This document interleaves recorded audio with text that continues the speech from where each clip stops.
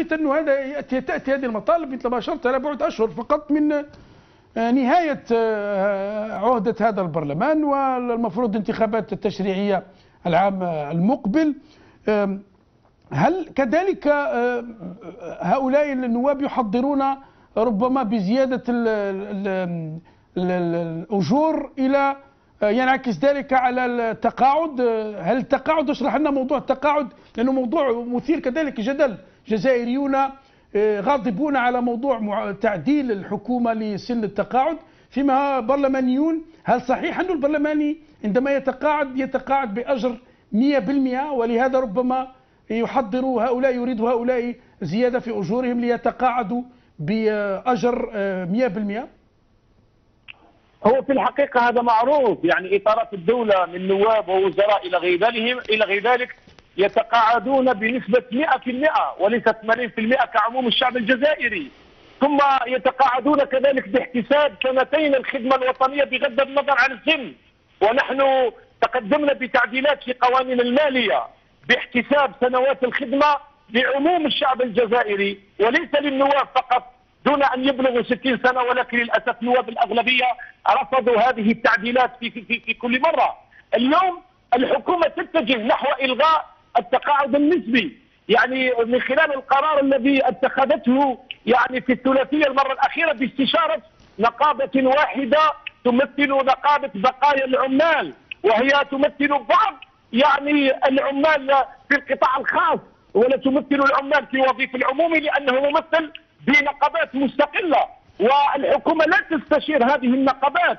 والنقابات اليوم هي تحدد يعني بدخول اجتماعي ساخن، ولهذا الأساس تقدمنا برسالة إلى الوزير الأول قبل يومين نطالبه بتأجيل تطبيق هذا القانون وفتح نقاش وحوار مع هذه النقابات المستقلة التي لم تشارك في الحوار. ومن ثم موضوع التقاعد يسعى النواب اليوم لرفع النقطة الاستدلالية لرفع الأجور كي ترتفع منحة التقاعد، وهم يأخذون بذلك 100%، لأن هناك فرق بين يعني الرجيم جنرال يعني بالنظام العام الخاص بالتقاعد لعموم المواطنين وصندوق إطارات الأمة الذي يخضع لشروط معينة مغايرة تماما للشروط العامة التي تقدم على عموم الناس.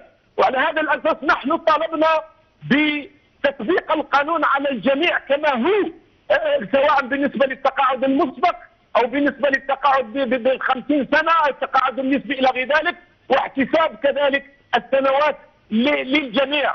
ولكن الظروف الحالية تركت الحكومة تقرر هذا التراجع عن التقاعد النسبي دون تحديد المناصب الشاقة. للأصل هناك مناصب شاقة لا يمكن أن يصل فيها العامل إلى 60 سنة مثل عمال المناجم والفلاحين وعمال التربية والشرطة والدرك إلى غير ذلك. كل هؤلاء الأصل أن يبقوا يستفيدون من التقاعد المسبق، لأن المسبق يعني ب50 سنة، وبالنسبة للمرأة 45 سنة، لأنهم لا يستطيعون أن يكملوا مسارهم المهني ومسارهم العملي. طيب. أن مثلا في ميدان التربية بيّنت الإحصاءات بأن هذا القطاع وهو قطاع يعني في غالبية يعني عماله في الأخير يصابون بأمراض، وفي بعض الأحيان أمراض خطيرة وخطيرة جدا.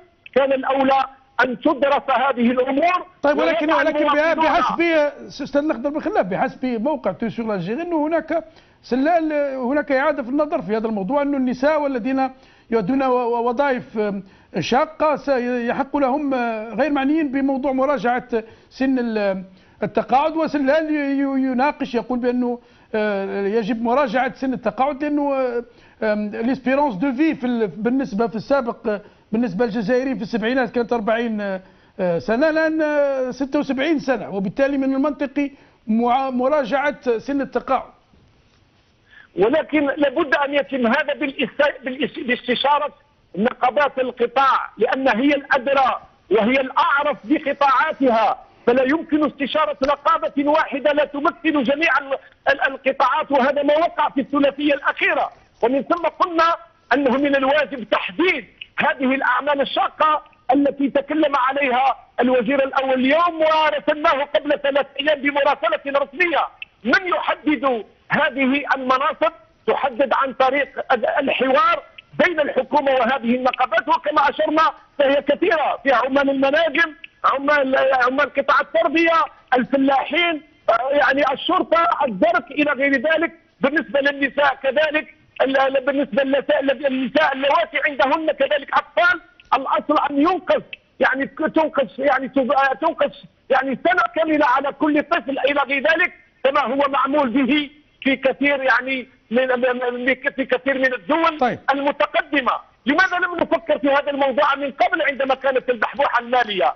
فاليوم كي نحل هذه المشكلة في الأصل لابد أن نعمل على تنويع الاقتصاد الوطني وإيجاد مناصب عمل جديدة وإيجاد اقتطاعات جديدة كذلك في الشركات. ولكن هنا ربما هنا مربط الفرس، هنا الخطر الأخضر بخلاف عندما تستمع إلى وزير الداخلية يقول أنه ما عندنا الأموال، خلاص أموال البترول وبالكامل نخلص الأجور، ندفع أجور الموظفين. يعني هل المستقبل حتى ليس فقط صندوق تقاعد الموظفين البسطاء يعني على المحك، مع الحديث على أنه يعاني مصاعب مالية، فهؤلاء البرلمانيون وحتى السوبر مواطنين المسؤولين الذين يتقاعدون ب100% أليس كذلك على المحك أو على فوهة هذا البرميل المتراجع؟ هذه المشكلة فعلا بالنسبة لسنة 2017 وسنة 2018 ستكون سنوات صعبة وصعبة جدا. هو في الحقيقة فعلا عندما قال وزير الداخلية أنه لم يبقى شيء، ولكن يأتي بعده يعني الوزير الأول ويقول نحن لا زلنا نتحكم في الأمور إلى غير ذلك في زيارته إلى أم البواقي، وهذا بعد زيارة وفد صندوق النقد الدولي الذي طمعن وقال بأن الجزائر ليست في حاجة إلى استدانة خارجية. نعم، هي ليست استدانة خارجية حاليا، ولكن الاستدانة ستكون بعد سنة أو سنتين. شكرا جزيلا لك.